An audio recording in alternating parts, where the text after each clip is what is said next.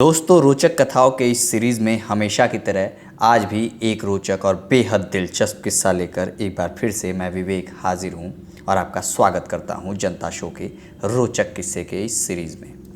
आज का किस्सा भगवान शिव के रहस्यमयी धनुष और उससे जुड़े एक रोचक किस्से से। तो चलिए शुरू करते हैं। सीता माता के स्वयंवर में जब माता सीता को देखने और उनसे विवाह के लिए दुनिया भर के लोग आए तो राजा जनक ने स्वयंवर की शर्त रखी, भगवान शिव के धनुष को जो उठा लेगा उससे माता सीता ब्याही जाएंगी। इस सभा में लंकापति रावण और भगवान राम भी आए थे, लेकिन भगवान शिव का चमत्कारी धनुष जिसे माता सीता खेल खेल में उठा लेती थी, उसे राम के अलावा वहाँ मौजूद और कोई भी राजा हिला भी नहीं सका था। अब लोगों के मन में यह सवाल आता है कि जब रावण इतना विशाल कैलाश पर्वत उठा सकता है तो वह शिव का धनुष कैसे नहीं उठा पाया, और भगवान राम ने कैसे उस धनुष को उठाकर तोड़ दिया। तो चलिए आपको बताते हैं इस रहस्य के पीछे के राज को। भगवान शिव का धनुष बहुत ही शक्तिशाली और चमत्कारिक था। शिव ने इस धनुष से बहुत से असुरों का नाश भी किया था। इस दिव्य धनुष का नाम था पिनाक, जिस धनुष को खुद शिव ने बनाया था। उसकी टंकार मात्र से ही बादल फट जाते थे और पर्वतों में कंपन होने लगता था।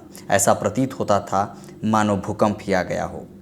यह धनुष बहुत ही शक्तिशाली था।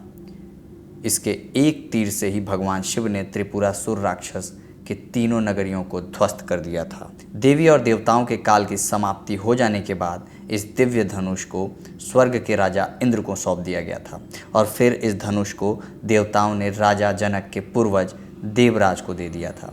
इस प्रकार शिव धनुष उन्हीं की धरोहर स्वरूप राजा जनक के पास सुरक्षित था। गोस्वामी तुलसीदास रचित श्री रामचरितमानस में एक चौपाई आती है, उठहु राम भंजहु भव चापा, मेटहु तात जनक परितापा। मतलब विश्वामित्र जनक जी को परेशान और निराश देख अपने शिष्य श्री राम से कहते हैं कि हे पुत्र श्री राम, उठो और भव सागर रूपी इस धनुष को तोड़कर जनक की पीड़ा का हरण करो। इस चौपाई में एक शब्द आता है भव चापा। मतलब इस धनुष को उठाने के लिए शक्ति की नहीं बल्कि प्रेम और निरंकार की भी जरूरत थी। यह मायावी और दिव्य धनुष था। उस धनुष को उठाने के लिए दैवीय गुणों की ज़रूरत थी, ना कि शक्ति की। इसलिए कोई अहंकारी उसे नहीं उठा सकता था।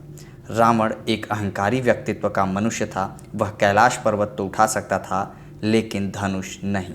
धनुष को तो वह हिला ही नहीं सकता था। वह धनुष के पास एक अहंकारी और शक्तिशाली व्यक्ति का घमंड लेकर गया था, जिसके कारण उसका घमंड वहीं चूर चूर हो गया था। क्योंकि रावण उस धनुष में जितना शक्ति लगाता वह धनुष और भारी हो जाता।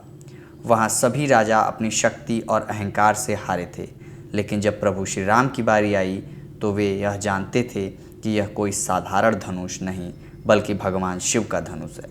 इसलिए सबसे पहले उन्होंने धनुष को प्रणाम किया, फिर उन्होंने धनुष की परिक्रमा की और उसे संपूर्ण सम्मान दिया। इस प्रकार धनुष को श्री राम ने प्रेम पूर्वक उठाया और उसकी प्रत्यंचा चढ़ाई, और उसे झुकाते ही धनुष खुद ब खुद टूट गया।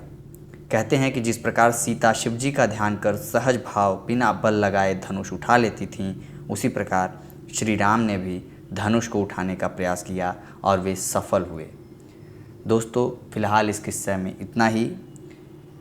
आप देख रहे हैं जनता शो। मेरा नाम है विवेक शर्मा। अगर आप ये वीडियो फेसबुक पर देख रहे हैं तो जनता शो फेसबुक पेज को लाइक करें। अगर आप ये वीडियो यूट्यूब पर देख रहे हैं तो जनता शो यूट्यूब चैनल को लाइक और सब्सक्राइब करें। इस तरह की तमाम खबरों और जानकारियों के लिए रुख करें जनता शो वेबसाइट जनताशो.com का। धन्यवाद।